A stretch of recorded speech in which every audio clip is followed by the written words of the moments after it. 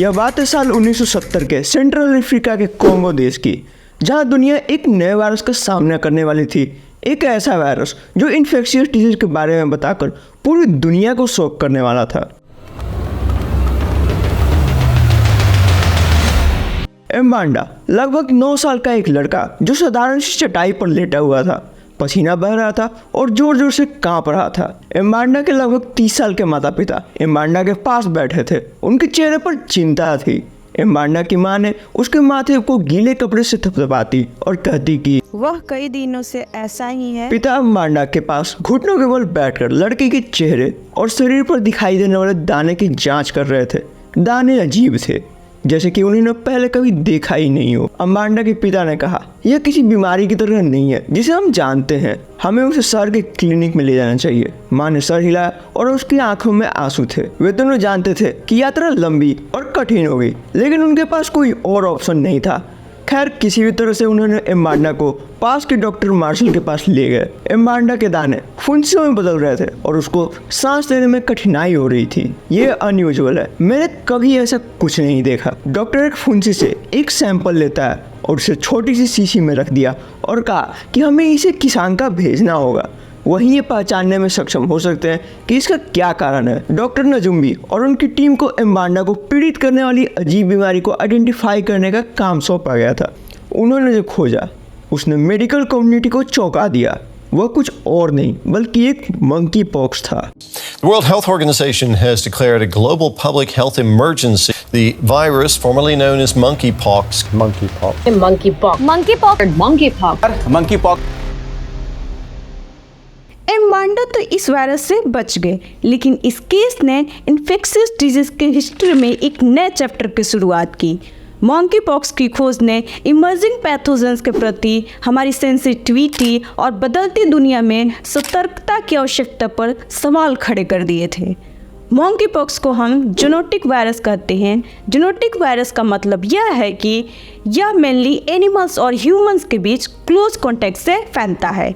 Imagine कीजिए कि आप जंगल में हैं और आपकी मुलाकात एक इन्फेक्टेड एनिमल से हो जाती है और उस जानवर के काटने, खरोंचने, यहाँ तक कि उसके दाने के संपर्क में आने से भी वायरस आप तक पहुँच सकता है।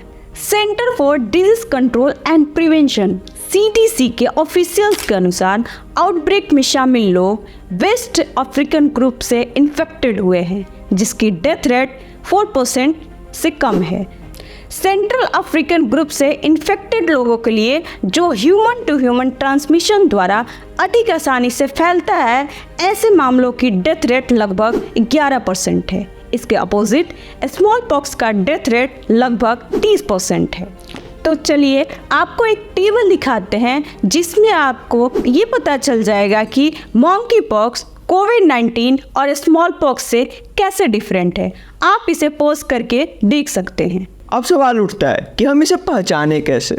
वर्ल्ड हेल्थ ऑर्गेनाइजेशन ने बताया है कि मंकी पॉक्स के ऐसे साइन और सिम्टम जनरेट करता है जो आमतौर पर 1 वीक के भीतर शुरू होते हैं, लेकिन एक्सपोजर के 1 से 21 दिनों के बाद शुरू हो सकते हैं। सिम्टम्स आमतौर पर 2 से 4 वीक तक रहते हैं, लेकिन वीक इम्यून सिस्टम वाले व्यक्ति में अधिक समय तक रह सकते हैं। मंकी पॉक्स के कुछ कॉमन सिम्टम्स है rash, fever, sore throat, headache, muscle ache, back pain, low energy, swollen lymph nodes.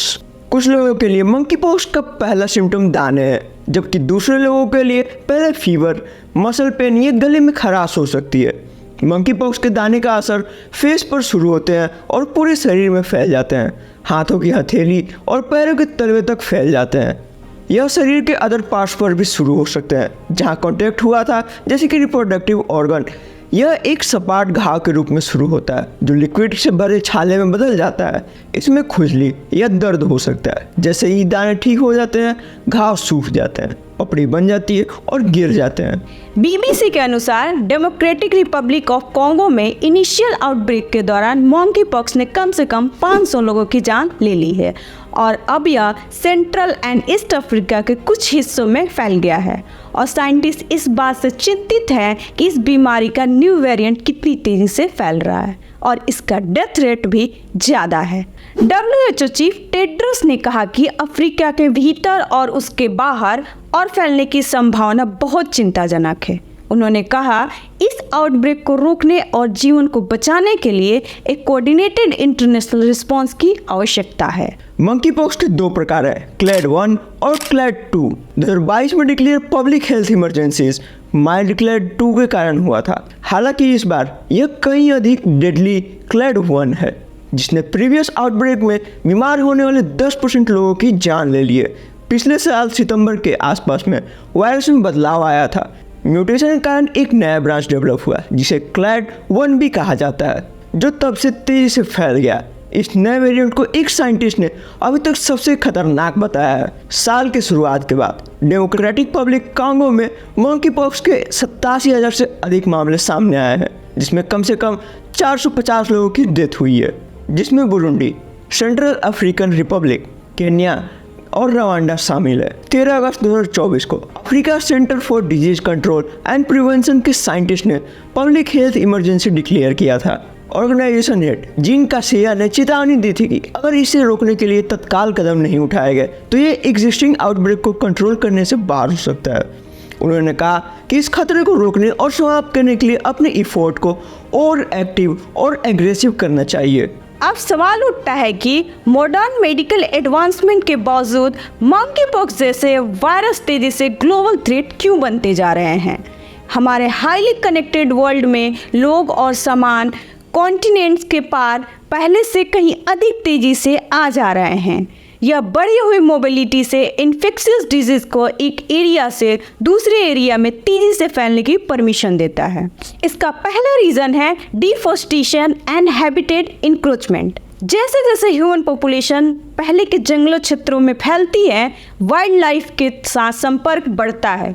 जो जूनोटिक वायरस जो जानवर में मनुष्य में जा सकता है, इससे जूनोटिक स्पिल ओवर घटनाओं की संभावना बढ़ जाती है। हमारा इसमें सेकेंड रीजन है climate change. Climate change ecosystem को बदल देता है और वायरस ले जाने वाले जानवरों के डिस्ट्रीब्यूशन और बिहेवियर को इफेक्ट कर सकता है, जिससे उन्हें ह्यूमन के क्लोज कांटेक्ट में लाया जा सकता है। द इकोनॉमिक टाइम्स के इस रिपोर्ट के अनुसार भारत में मंकी पॉक्स का आखिरी मामला मार्च 2024 में केरल के सामने आया था। 2024 में इनिशियल आउटब्रेक के बाद भारत में मंकी पॉक्स के कुल 30 कंफर्म्ड केस दर्ज किए गए हैं।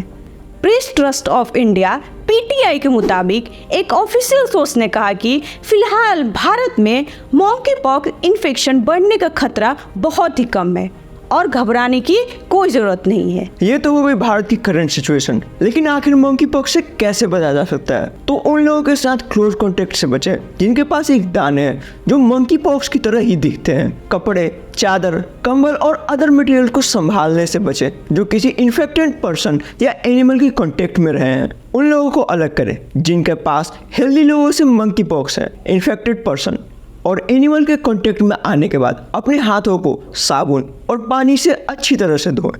यदि साबुन और पानी उपलब्ध नहीं है तो अल्कोहल बेस्ड सैनिटाइजर का यूज़ करें, जैसे कि आपने कोरोना में यूज़ किया था। उन जानवरों से बचें जो वायरस ले जा सकते हैं, जैसे कि गिलहरी, बंदर और वानर। तो चलिए आज की वीडियो में बस इतना ही। फिर मिलते हैं किसी और नए इन्फॉर्मेटिव वीडियोस में। और आपको ये वीडियो कैसा लगा हमें कमेंट करके ज़रूर बताइए। और आपको और कौन से टॉपिक पे आपको वीडियो देखना है हमें कमेंट करके ज़रूर बता सकते हैं। तो चलिए फिर मिलते हैं किसी और नए इन्फॉर्मेटिव वीडियोस में। तब तक के लिए जय हिंद।